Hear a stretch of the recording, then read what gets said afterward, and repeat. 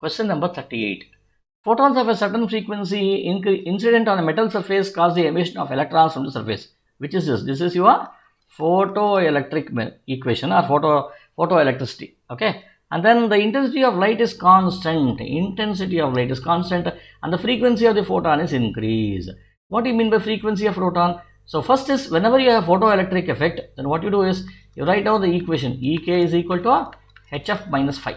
Okay. So when the frequency is increased, hf will increase, hf minus phi will increase, or your Ek will increase. What is Ek? Kinetic energy of the electrons that are emitted.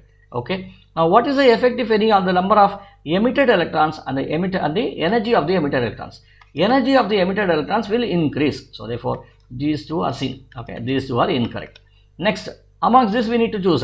Now he is asking you about the number of emitted electrons. Now how does the formula says? It tells you that when you have a photon and this photon comes and knocks out an electron and it moves away like this. So when you increase the frequency of the photon, then what happens? It's still a single photon only. The single photon knocks off only one electron. Okay, it doesn't mean that if you increase the frequency, it can knock off two electrons, right? So it can knock off only one electron. So wait, something like you have a small marble hitting this one, so it will emit this one. If you have a much larger marble and hit over here, still it will emit this one here. Now what is the difference?